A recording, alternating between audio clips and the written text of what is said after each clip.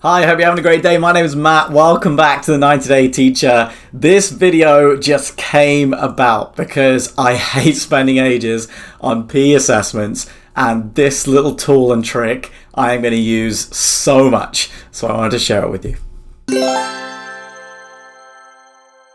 So my philosophy is all about getting the kids active for as long as they possibly can in every single PE lesson. I don't want to be wasting time sat down with pen and paper doing assessments, although we increasingly have to in our subject. So this is the finished article that I'm going to show you how to make of an easy ed puzzle. It took me under 10 minutes to assess students' knowledge and understanding in Handball. So as you can see here, a video gets played, it's from YouTube, and every now and again, these little questions are going to pop up. Now this is really easy for them to answer. The Danish player landed in the D, explain why the goal was still awarded. They were in the air as the answer. In Handball, you're allowed to shoot, and they simply submit and then go continue. And it keeps watching the video for them. You can set up a little toggle so they have to answer the question before they go on, and they can rewatch the clip at any point to help with their understanding. I just absolutely love it because it allows students to watch real activity and sport. You can even reflect on their own performance before they then test their knowledge and understanding. So it really brings it into a real life sporting context. So let's show you how easy it is to make.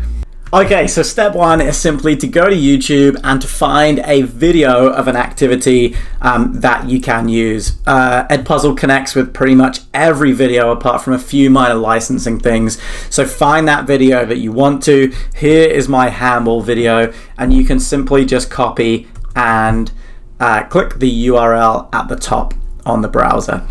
Once you've done that, shoot into EdPuzzle and you're going to click Add Content. So I'm going to create a video that I'm going to be able to use. Now the best way to do this is to use the search bar at the top, and you can see I've done it a few times already, is to just paste in that URL and it will take me straight to the video that I need. Step two is all about cutting your video. You can see it's over an hour long, and students aren't doing their peer assessment for over an hour.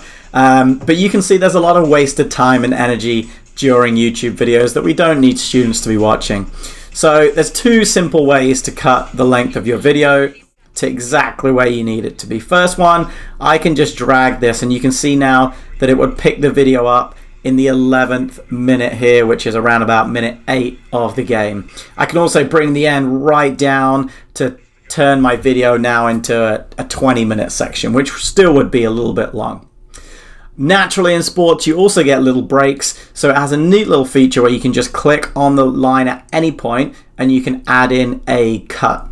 So let's say there was a little break during this section, or a bit of content that I couldn't really ask a question on. I could cut that section right down, and you can see now my video is down to 15 minutes. You can bring this, and I will for this example, probably right down so that I'm just looking at a simple 5, 6, 7 minute video at the most. When I'm done, I know my cut step is complete and I'll move on. Okay, step 3 is where you can really have a lot of fun. It's where you add your questions. I'll just toggle over this voiceover. As you can see, we're not allowed to voice over YouTube videos at the moment, but you could upload your own video, maybe of students performing themselves, and ask them questions on that, which is also a really cool thing that you can do in EdPuzzle. But if we take questions, for example, it's so easy to add things in. You can see we can use multiple choice, open-ended questions, or simply just say a little note to prompt students to think about a certain area. So if I play the video, I can just be looking for moments to ask a question. So if I pause it here, you can see that the white team is set up in a zonal defense. So I could ask a simple question such as, which, if I can spell, defensive strategy are the white team using? And I can give them a one choice here, player to player, or I could ask for zonal marking. So that's simple. I click the tick to make sure that I've indicated which is the right answer, because another beauty of multiple choice is that EdPuzzle will mark it for you, and I simply click save. You can see that little question goes in under the bar, and then I continue playing till I potentially need to ask another question. We can let the game run for a little bit for students to get into things, and then at this point, lovely jump shot, I can click open-ended question after that goal.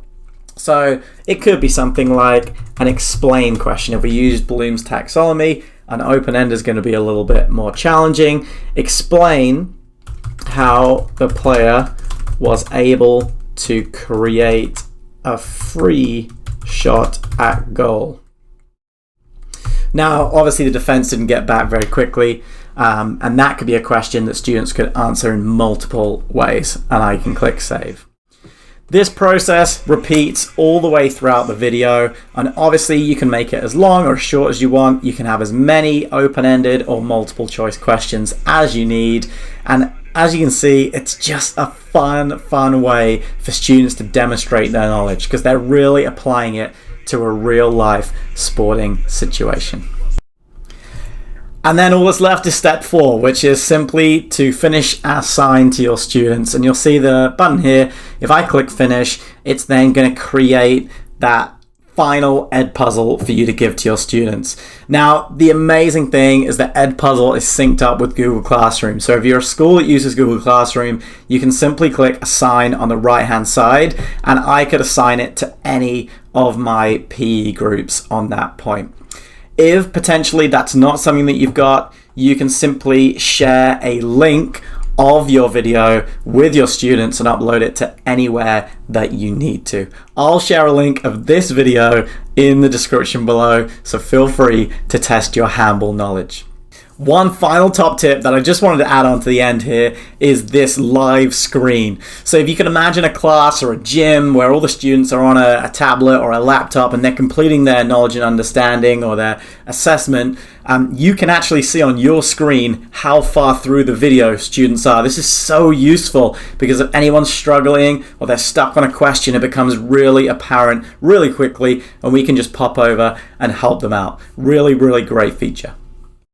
Okay, so there it is. 4 simple steps to create an EdPuzzle to test knowledge and understanding in PE. So easy. I hope you've enjoyed it.